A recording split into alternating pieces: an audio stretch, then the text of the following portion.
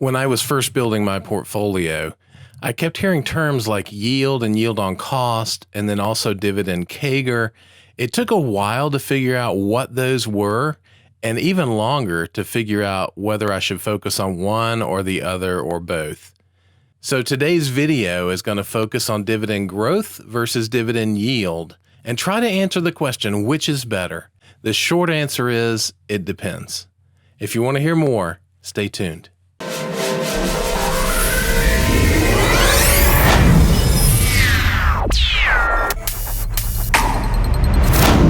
Hey everybody, Kevin Burgess back again with yet another video. This is actually the 30th video that I have made for YouTube. So if you're new to the channel, what we're about is dividend growth investing. And as a dividend growth investor, we're looking for companies who have great business models, who grow their dividends year in and year out, and provide not only dividends, but also growth for our portfolios. So if you like this video, if you could give it a thumbs up, it helps others know that the content in this video is good. And also, if you like dividend growth investing, then consider subscribing to the channel. I'd love to have you along for the journey. And today's subject is one that I have pondered on for actually weeks, trying to get a clear picture on what matters most, dividend growth or dividend yield. And coming to the conclusion that it depends. And so I want to walk through the analysis with you. It's going to be a little bit on the nerdy side, but come on, face it, all of us dividend growth investors have a little bit of nerdiness in us. So hopefully it'll be helpful to you.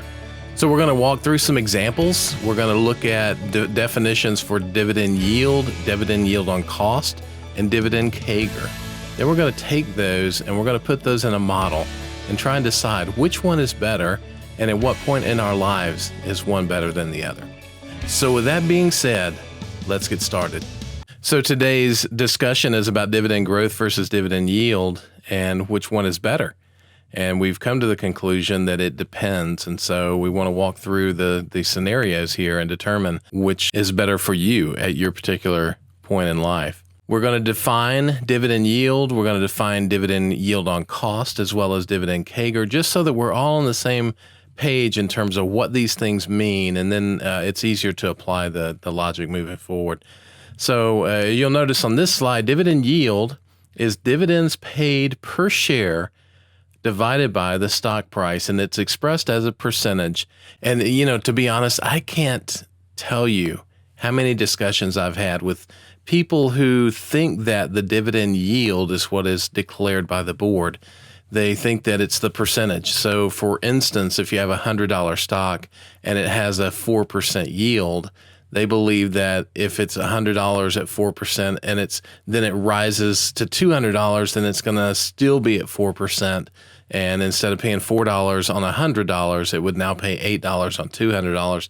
That is not the way it works. And dividends are actually declared by the board of directors as a dollar amount per share, and the dividend yield will vary based on the stock price. So let's look at this example, and this is very current. Chevron currently pays $5.68 per share annually. On February the 28th, which was earlier this week, Chevron opened at 139.27 and therefore had a dividend yield of 4.08%.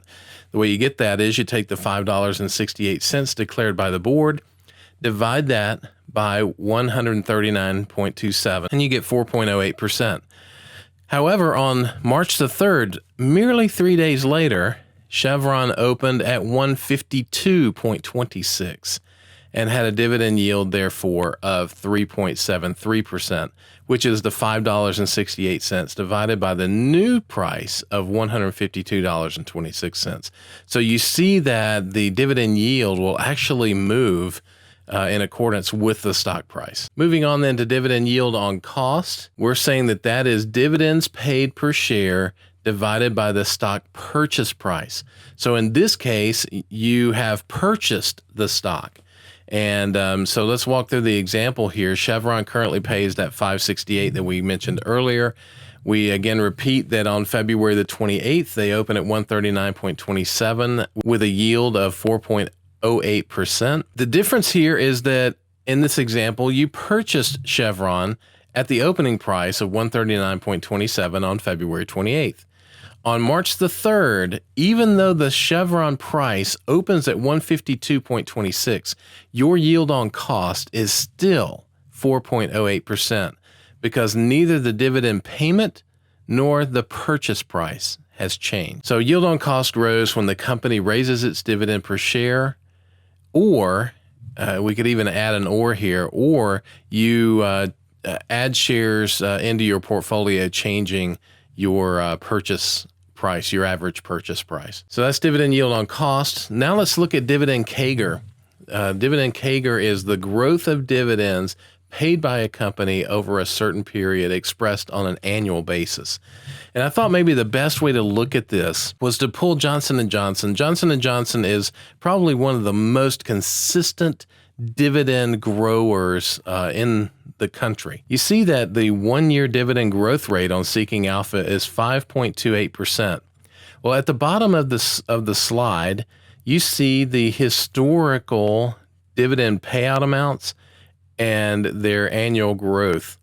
So when you look at the one-year growth rate of 5.28, that happens to be the latest growth in their dividend. They went from $3.98 to $4.19, which is a 5.28% increase. I typically will look at the 5-year CAGR, which is the last 5 years of dividend growth, and you can see those highlighted here.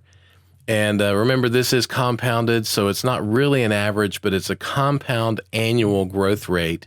So just think of it as the growth of dividends for a particular stock on an annual basis. So then the question is, what do I focus on? Do I focus on the yield that they're paying me, or do I focus on how quickly they're growing the dividend?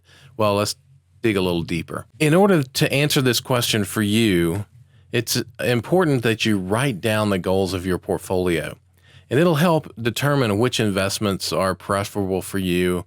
I have done that with my own and have determined that I would break them down into 2 portfolios. One is a yield portfolio, one is a growth portfolio, and what I'm looking for in each, when I would buy in each, what criteria I look for to sell.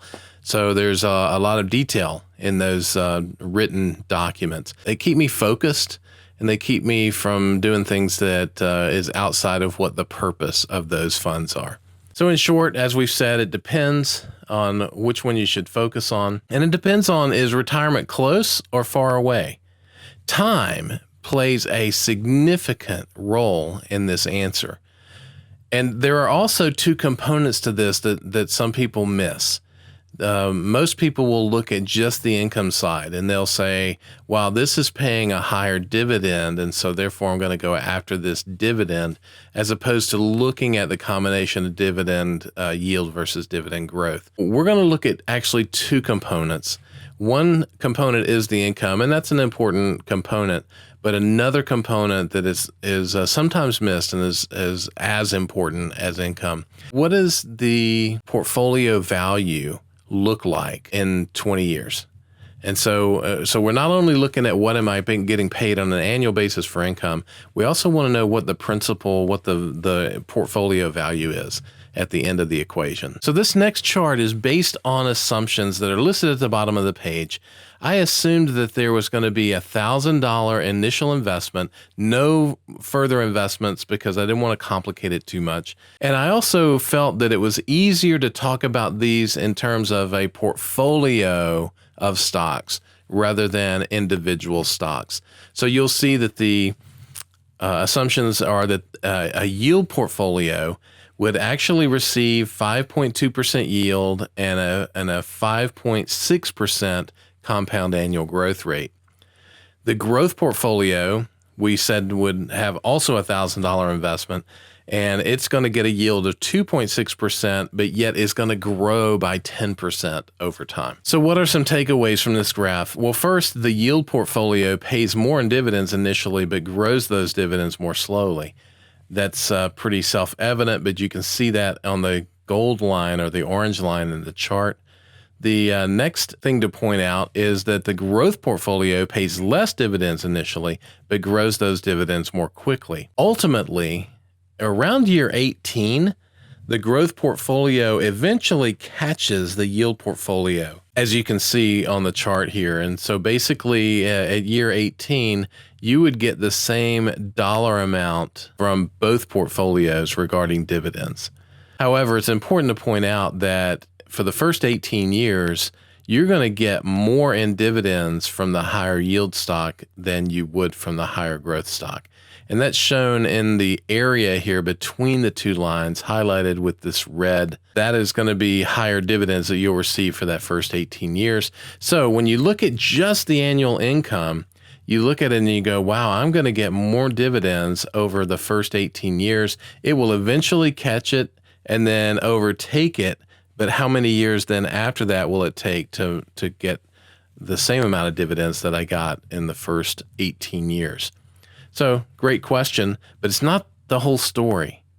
There's another piece to this puzzle that we need to think about, and that is portfolio value. So in this chart, you'll see that the yield portfolio value grows slower than the growth portfolio, and the growth portfolio value grows faster than the yield portfolio value. So in both of these scenarios, the assumption is that you would get a consistent yield in your yield portfolio and your growth portfolio, and there would be consistent growth as well, and that dividends would be reinvested. So at the end of this chart, you see that the growth portfolio has a value of $10,226. The yield portfolio only has a value of $6,066. Both of these are more than the $1,000 that was put into the account to start with. However, the growth portfolio is going to grow more quickly than the yield portfolio. So the point of this is a growth portfolio in year 20 can raise your retirement income nearly 70%. You say, well, how is that? How do you get there? Well, if you look at the growth portfolio being valued at $10,226, if you liquidate that and put it in a yield portfolio, you'll get, in our example here, you get a 5.2% yield, which equals $532.50 per year. When you look at the yield portfolio, it's $6,066. When you liquidate the yield portfolio, you get $315. So $532 per year is nearly 70% higher than $315 per year. So it's not only important to think about the income received in dividends, but also what does that mean for the portfolio value when you get to the place where you're ready to retire? So based on this example, a couple of points to make is that it appears that it's better to focus on high dividend CAGR when you are young and then convert from high CAGR to high yield assets near retirement. So these points are kind of in a vacuum, right? They are basically looking at the numbers, they're looking at the math, and they don't really consider your personal situation. So what you would want to do is take this information, think about your own portfolio, your own goals, where you're heading in life, and build your portfolio based on all of that put together. And what's also important here, and I've mentioned it before, is written goals should drive performance measurement. So I've seen a lot of people who are really focused on growing that dividend income. And sometimes if they're younger, that might not be the best measurement to use. For example, if your goal is to, just grow your dividend income, you may focus then on really high yielding and low growth stocks, which in the long run may not be the best answer for you. So it's important to write these goals down. For example, if you're far from retirement, are you measuring dividends received or dividend CAGR? So it might be more important if you are younger to measure how fast your dividends are growing, the rate at which they're growing, not the amount that you have. If you're nearing retirement, do you have a budget that helps you determine the amount that you need in a yield versus a growth portfolio? And this is important for me, right? So I decided to split my portfolio into a yield portfolio and a growth portfolio. So the yield portfolio is there to pay me on a current basis a monthly income if I need it to pay bills and things like that. Whereas my growth portfolio, I don't need yet. And so I want it to continue to grow. So I've got it focused more on higher dividend growth investments versus higher yielding investments. So the question is, do you have clearly defined goals for your portfolio? And so the point of this is what gets measured gets accomplished. So if you're measuring the amount of dividend dollars you're getting, you're going to focus more on getting dividend dollars, which might actually hurt you in the long run. And if you're focused on the rate at which your dividends are growing, you may end up in a better place at the end. Be careful about what you measure because that's what's going to drive the decisions that you make in your portfolio. So key takeaways. If you are far from retirement, focus your portfolio more on high dividend CAGR stocks. As you near retirement, focus your portfolio more on dividend yield stocks. But I will say this, it's okay to have both high growth and high yield stocks in your portfolio. But it's important to make sure that each of those aligns with what your written goals are for your portfolio. And then lastly, a higher portfolio value will likely lead to higher retirement income in the future. In our example, it was 70% higher. One other thing I will point out is that I've heard some people look for adding dividend yield and dividend growth together to come up with a total percent. I would say it's more important to look at the mix of dividend yield and dividend growth, not necessarily the combined total of both.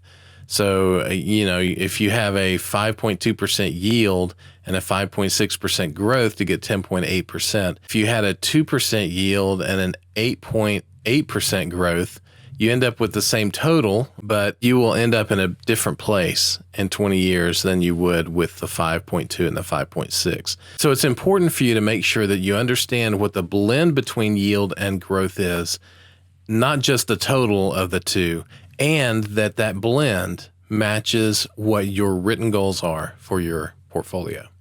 So let me know in the comments below whether this was helpful to you and if it changes anything that you may consider for your portfolio. If you're younger and you've got a lot of high yielding assets, don't panic, don't worry. You've got a long runway here, but just begin to shift your focus to more higher growing stocks over time. It's not a huge mistake or anything like that. You're going to have a mix of both, and that's okay. But as you grow your portfolio through the years, you'll want to focus more on higher growth stocks. Now, this is a complicated subject, right? So I would be interested to hear from you whether I've missed anything in this analysis. So if you could leave me a comment below that would either say that this was meaningful to you and why, or if I missed something and I should consider it in this equation. I'd love to hear from you either way. So leave a comment below, and with that, I will see you on the next video.